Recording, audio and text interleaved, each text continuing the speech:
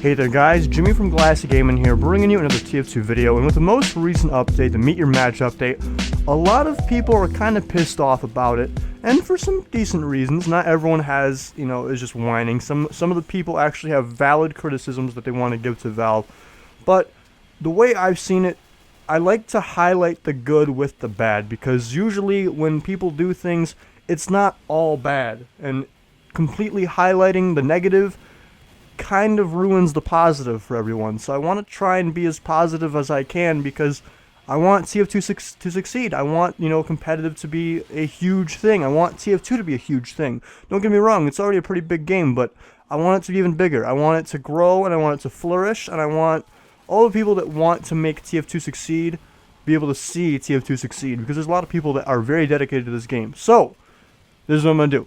I'm going to talk about the good and the bad of the update, and hopefully I can sway your guys' opinion, and hopefully you will realize this update's actually not that bad. It's got some flaws, but a lot of things have flaws. I've got flaws. You hating on me? That's alright. A lot of people do that. I don't mind too much. But that's besides the point. Let's get into it, shall we? The good. First off, for the good, I have competitive mode as a whole. Now, granted, competitive mode is not perfect. It's not the best competitive mode I've ever seen in my entire life, but it's a good start for where we are. I don't really like the progression system where you start off low and then you just kind of build up high. I've always liked it more where you play placement matches to find your ideal rank, and then it bases all your games off of that ideal rank. Obviously, it's kind of hard to, always get your actual rank that way, but it's usually pretty accurate. And this way, it'll be a lot easier for people to get out of that trench, because right now, everybody's in the trench. And I understand Valve's reasoning for that, but it kind of makes it harder for new people to get into the game, especially if they've already got some experience. Like, I wouldn't be surprised if a really good player got matched with 5 not-so-good players and then just kind of stayed at his low rank forever. You know what I mean? But that's kind of a iffy concern. So overall, I think competitive mode is pretty good. Casual mode as a whole. Now, I know a lot of people didn't like casual mode for quite a few reasons. The lack of Valve pubs, I understand, I get it. But something you gotta realize is casual mode is something that is in a lot of games. It's in Overwatch, it's in CSGO, it's kind of in Dota. So you really can't expect Valve to, not add that. I understand you guys liked your pubs, and I'm gonna get to that in a second. But casual mode provides that nice little mix of more organized gameplay with a pub feel. You also have a progression system. You have, stats. You're, taking account of. Like, it's a pretty good system, and it makes the game a little bit more fun for people that don't want to play competitive, but also don't like being in a chaotic, crazy pub that is just, 50 fucking players all going at each other. I know it's not 50, it's like 32 at most, but you know what I mean. You get what I'm saying. So overall, casual mode's pretty cool.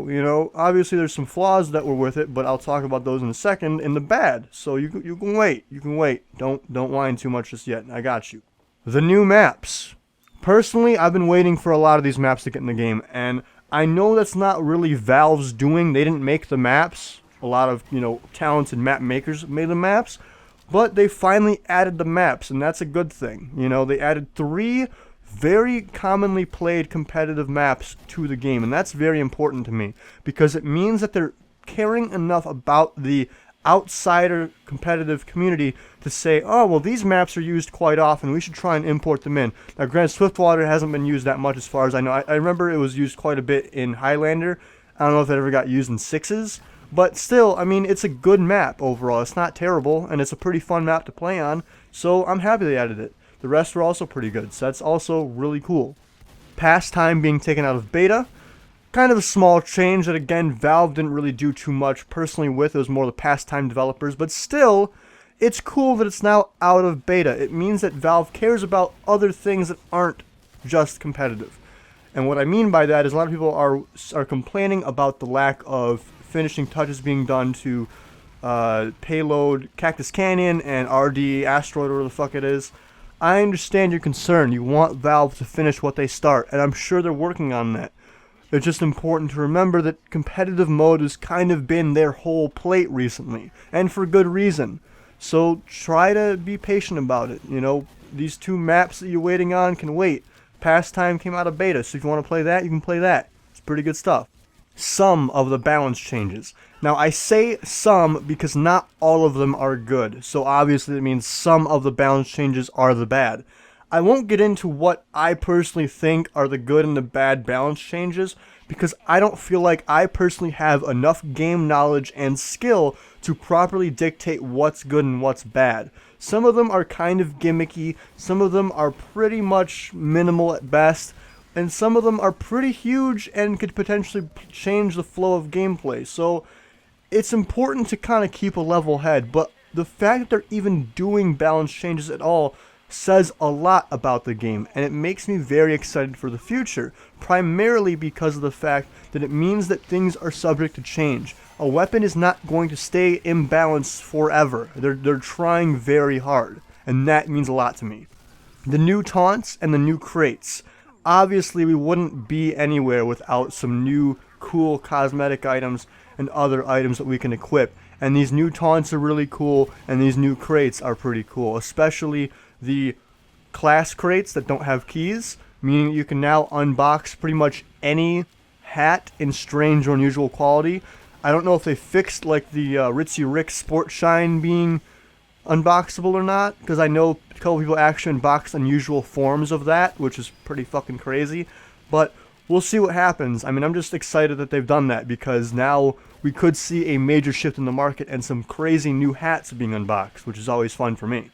Performance and bug fixes. Now, these are pretty huge, and a lot of people overlook them because I guess they just weren't paying attention. A lot of people said, oh, well, I didn't notice them do any performance fixes. They didn't fix any bugs. Oh, there's more bugs now. Here's the thing.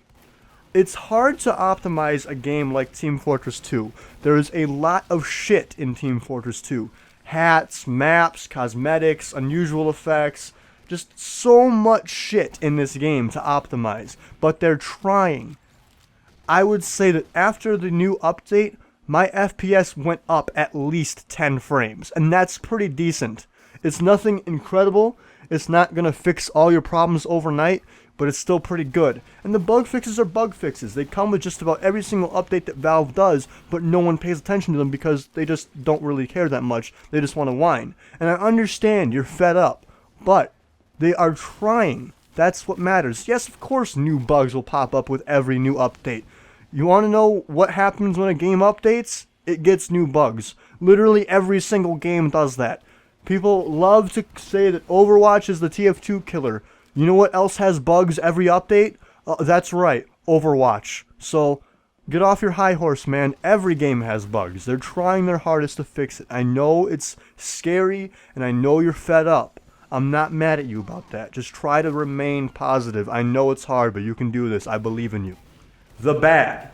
The removal of auto balance. And a lot of people are going to be like, but Jimmy, I hate auto balance. And I'm going to be like, I know, I also hate auto balance, but auto balance is kind of a necessary evil right now. Valve has not been able to find a good way to, remove auto balance and swap it out with something better. They tried doing the whole pull people from the queue and put them into active games thing, but unless they make that process a lot more sped up, it won't work. I know that this is a problem that they're working on, so, already we have one problem in the bad that is literally being worked on as we speak.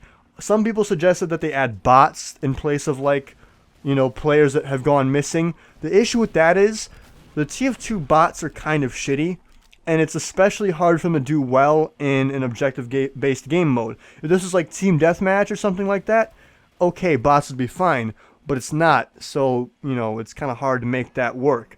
But we'll see what happens. Valve will most likely try to fix that. Some of the balance changes. I already talked about this in the good. Like I said, some balance changes were pretty good, some were kind of iffy, some were kind of bad, so we'll see what happens. The queue times. Now, the queue times are something that Valve is already working on as we speak. They've already implemented fixes to make the queue times better. Apparently, the 40-minute queue times were a bug, and they fixed that, so great on them. Queue times are still a little bit slow, but as we get more players into the game, as more people queue up for these various game modes, you'll see faster queue times happen. That's kind of how that works. The abandon penalty. This is already fixed, but I know a lot of people complain about it, and I want to highlight it because it was an issue. It was a major, major problem. I didn't like the abandon penalty either. I thought it was a very stupid system, and Valve removed it within a few days of feedback. That's huge. That means they're listening to us, and that's important. So try and see the good in the bad. The abandon penalty's gone now, so it's not even an issue anymore. The lack of customization in settings. I understand that some people view this as a way to keep the game fair for everyone, but I don't like it.